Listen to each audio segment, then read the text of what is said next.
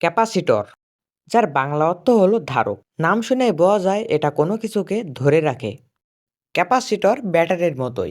এই দুটোর কাজ একদমই সেম, পার্থক্য শুধু ব্যাটারি ধীরে ধীরে চার্জ হয়, ধীরে ধীরে ডিসচার্জ হয় এবং প্রচুর পরিমাণ চার্জকে ধরে রাখতে পারে। আর ক্যাপাসিটর সম্পূর্ণ এর উল্টো, খুব দ্রুত চার্জ হয় এবং দ্রুত ডিসচার্জ হয়।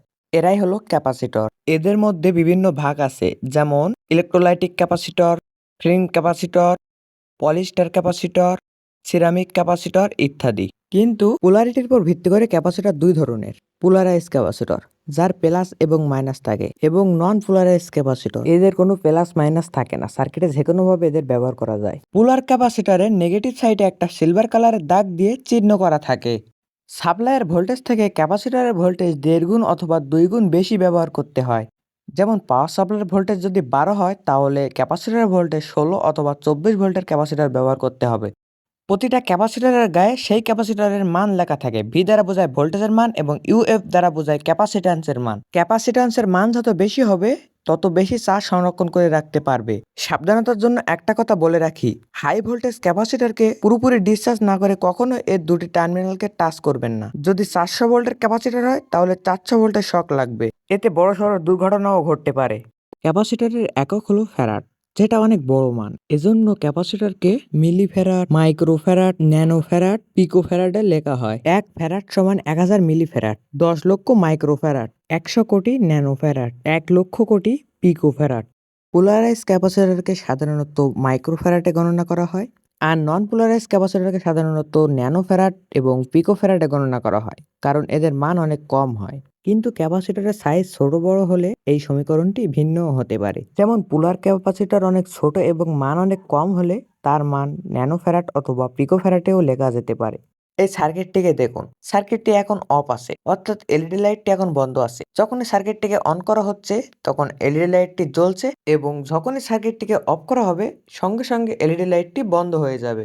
এখন সার্কিটটিতে একটা ক্যাপাসিটর কানেক্ট করি। এখন সুইচটি যখনই অন করা হচ্ছে, তখন এলইডি লাইটটি জ্বলছে, এই সাথে ক্যাপাসিটরটিও চার্জ হয়ে যাচ্ছে। একবার ক্যাপাসিটর ফুল চার্জ হয়ে গেলে আর চার্জ হয় না, কারণ ব্যাটারি ভোল্টেজ এবং ক্যাপাসিটরের ভোল্টেজ সমান সমান হয়ে যায়। দেখতেই পাচ্ছেন ক্যাপাসিটর চার্জ হয়ে গেছে। এখন আর ক্যাপাসিটর নতুন করে চার্জ হচ্ছে না, শুধুমাত্র এলইডি লাইটটিই জ্বলছে। এখন সুইচটিকে অফ করলে সঙ্গে সঙ্গে এলইডি লাইটটি বন্ধ হবে না, ক্যাপাসিটরে স্টোর করে রাখা চার্জ দিয়ে জ্বলবে এবং ক্যাপাসিটরের চার্জ ফুরিয়ে গেলে আস্তে আস্তে বন্ধ হয়ে যাবে। ক্যাপাসিটরের একটা বাস্তব এক্সাম্পল দেখি। আপনি হয়তো খেয়াল করেছেন, টিভি কিংবা চার্জারের একটা ইন্ডিকেটর লাইট থাকে। সেই ইন্ডিকেটর লাইটটি সুইচ অফ করার পরেও জ্বলতে থাকে। বেশ কিছুক্ষণ জ্বলার পরে আস্তে আস্তে সেটা অফ হয়ে যায়। সুইচ অফ করার পরেও জ্বলতে থাকা এবং আস্তে আস্তে বন্ধ হয়ে যাওয়ার পেছনে দায়ী হলো ক্যাপাসিটর। ক্যাপাসিটর যেহেতু ইলেকট্রনিক্সের একটা বেসিক কম্পোনেন্ট, তাই এর ব্যবহার বলে শেষ করা কষ্টকর। কিন্তু ক্যাপাসিটরের একটা গুরুত্বপূর্ণ কাজ হলো ফিল্টারিং করা। যেমন অডিও থেকে নয়েজ ফিল্টার করা, এসি কে ডিসি করার সময় নেগেটিভ হাফ সাইকেলের সময় রেকটিফায়ারের আউটপুটে যে রিকল এসি আসে, সেটাকে পিওর ডিসিতে কনভার্ট করা। এরকম ধরনের বহু ক্যাপাসিটরের ব্যবহার রয়েছে। এখন দেখব ক্যাপাসিটর কিভাবে তৈরি হয়। ক্যাপাসিটর তৈরির প্রক্রিয়া খুবই সাধারণ, চাইলেই বাড়িতে ক্যাপাসিটর তৈরি করা সম্ভব।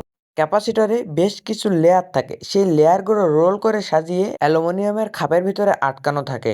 এখন একটু বিস্তারিত জেনে নিই সেই লেয়ারগুলো কি কি থাকে।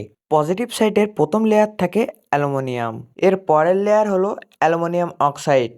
এই অ্যালুমিনিয়াম অক্সাইডটা মূলত একটা আবরণ, যেটা অ্যালুমিনিয়াম প্লেটের গায়ে থাকে। আমি বোঝানোর সুবিধার্থে আলাদা আলাদা করে দিয়েছি। এর পরের লেয়ারটা খুবই গুরুত্বপূর্ণ, রাসায়নিক পদার্থ। রাসায়নিক পদার্থ হিসেবে বেশ কিছু অ্যাসিড ব্যবহার হয়, তার মধ্যে উল্লেখযোগ্য পিপ্রোলিন। আর সর্বশেষ নেগেটিভ কন্ডাক্টর হিসেবে অ্যালুমিনিয়াম থাকে। এখন অনেকেই হয়তো খেয়াল করেছেন, পজিটিভ সাইডেও অ্যালুমিনিয়াম ব্যবহার হচ্ছে এবং নেগেটিভ সাইডেও অ্যালুমিনিয়াম ব্যবহার হচ্ছে। তাহলে এটা পোলার ক্যাপাসিটর কিভাবে হয়? এটা তো নন পোলার ক্যাপাসিটর হয়ে যাচ্ছে। এই কাজটাই করে অ্যালুমিনিয়াম অক্সাইড। অ্যালুমিনিয়াম প্লেটের গায়ে পজিটিভ কন্ডাক্টর তৈরি করার জন্য অ্যালুমিনিয়াম অক্সাইড ব্যবহার করা হয়। অ্যালুমিনিয়ামের গায়ে অ্যালুমিনিয়াম অক্সাইড তৈরি করার জন্য অ্যালুমিনিয়াম ফয়েলে ব্যাটারির পজিটিভ দিতে হবে এবং অ্যালুমিনিয়াম ফয়েলটাকে পানির মধ্যে চুবাতে হবে এবং পানির মধ্যে অন্য আরেকটা নেগেটিভ লাইন দিতে হবে। এ প্রক্রিয়াটি বেশ কিছুক্ষণ করার পরে অ্যালুমিনিয়ামের গায়ে অ্যালুমিনিয়াম অক্সাইড তৈরি হয়ে যাবে। অ্যালুমিনিয়াম অক্সাইডটা আসলে কি আশা করি বুঝতে পেরেছেন। এরকম লেয়ার নন পোলার ক্যাপাসিটরে থাকে এবং এইভাবেই রোল করে প্যাঁচে নন প্লাস ক্যাপাসিটর তৈরি করা হয়। আর নন পোলার ক্যাপাসিটর যেহেতু এসি ও ডিসি উভয় ক্ষেত্রে ব্যবহার করা যায়, এজন্য এর তৈরি প্রক্রিয়াটা কিছুটা ভিন্ন। এই ভিডিওতে চেষ্টা করেছি ক্যাপাসিটরের কনসেপ্টটি ক্লিয়ার করার। আশা করি ক্যাপাসিটর সম্পর্কে সবকিছুই বুঝতে পেরেছেন। রিভিউ 99 প্লাস চ্যানেলটিতে এরকম ধরনের ইন্টারেস্টিং ভিডিও আরও অনেক আপলোড করা আছে, আপনি চাইলে দেখে আসতে পারেন। একটা ভিডিও তৈরি করার আগে ভিডিওর বিষয়ে সকল ইনফরমেশন আমি অনলাইনের বিভিন্ন মাধ্যম থেকে সংরক্ষণ করি, তাই ভিডিওতে যদি কোনো ভুল ত্রুটি হয় তাহলে অবশ্যই আমার ক্ষমার দৃষ্টিতে দেখবেন। আর যারা ভিডিওটি শেষ পর্যন্ত দেখেছেন অবশ্যই একটি লাইক করে দিবেন।